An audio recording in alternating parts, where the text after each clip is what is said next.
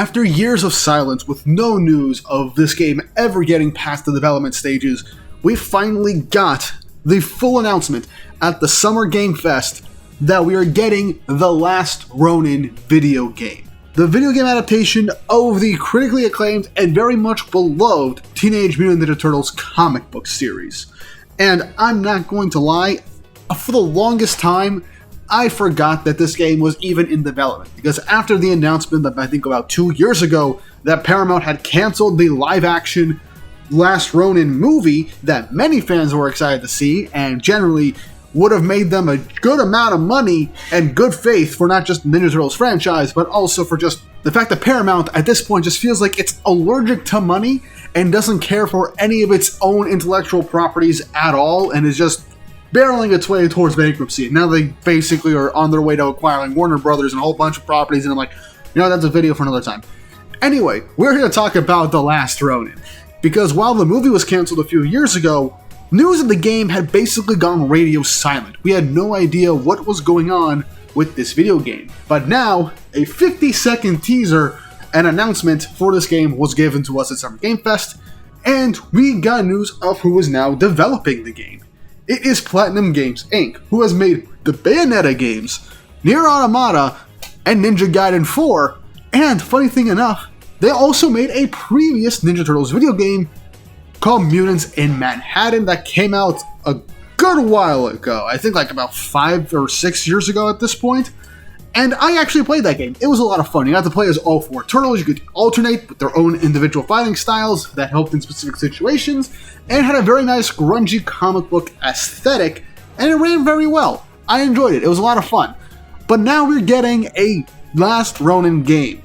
And since they basically had said that this is the same studio that made Nier Automata, Bayonetta, and Ninja Gaiden 4, they named those 3 very well-loved and beloved games specifically, and based off of the teaser that we got, we're definitely going to get a game more in the visual style of those games, perhaps like Nier Automata or Ninja Gaiden.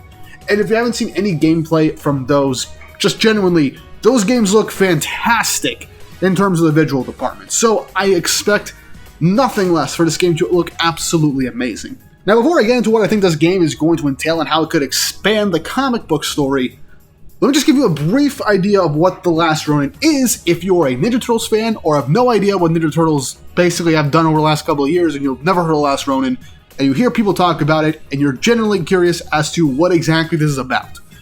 Well, The Last Ronin is a potential what-if future timeline that takes place in a future where all but one of the Ninja Turtles is dead, and New York has become a closed-off city-state controlled by the Foot Clan and an ancestor of the Shredder, specifically the grandson of the Shredder.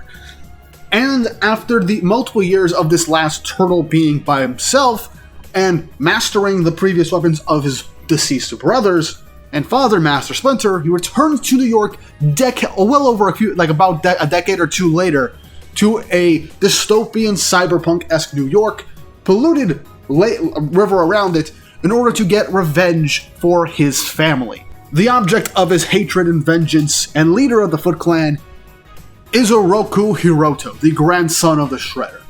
And he is an interesting character in his own right, but he rules New York with an iron fist, imprisoning people and just ruling everything with an authoritarian nature, but also having this bit of obsession once the Last Ronin shows up, wanting to completely wipe any last traces of the Hamato clan, as he himself believes to be the rightful heir of the Foot, and also the true legacy of the Shredder, his grandfather.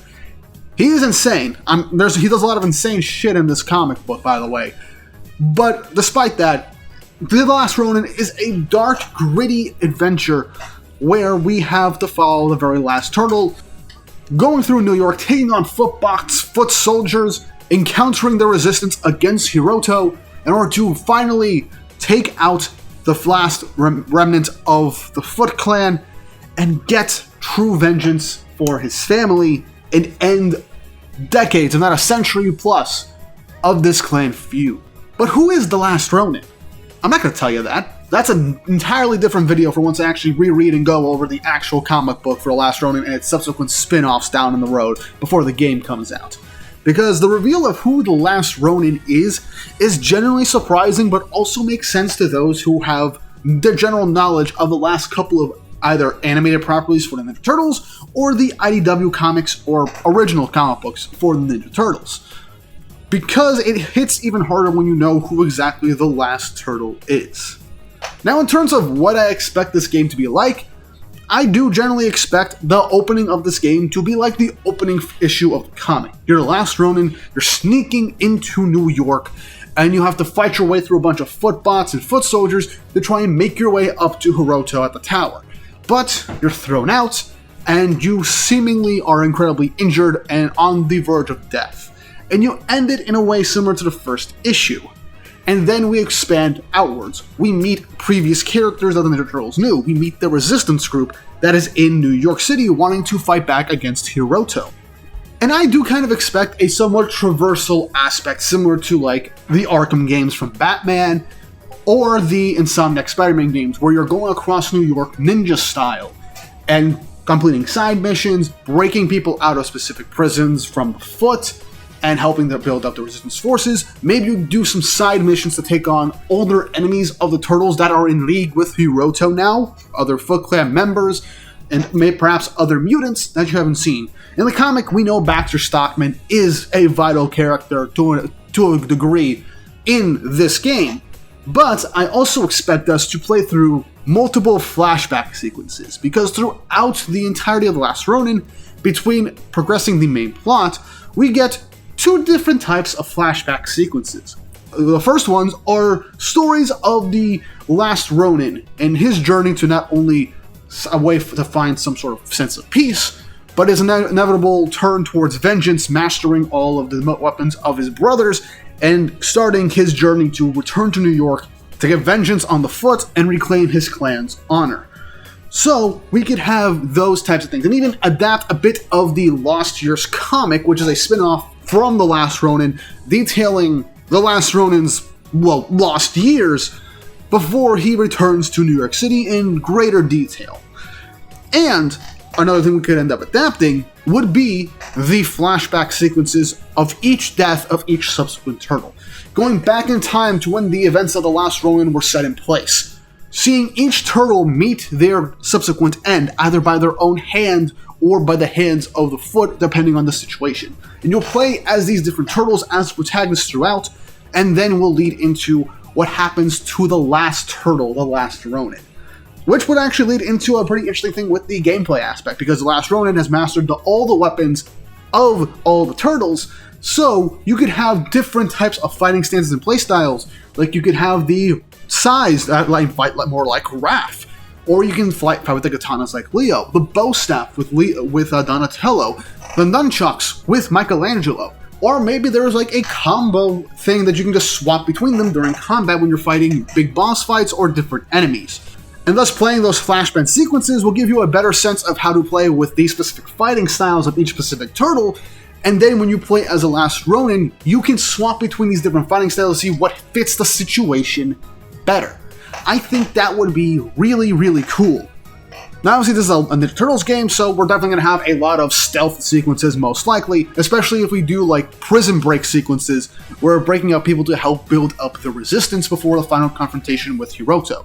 You can upgrade your weapons, you can have a skill tree to update your stats and everything, and maybe unlock special moves, depending on what weapons you end up using.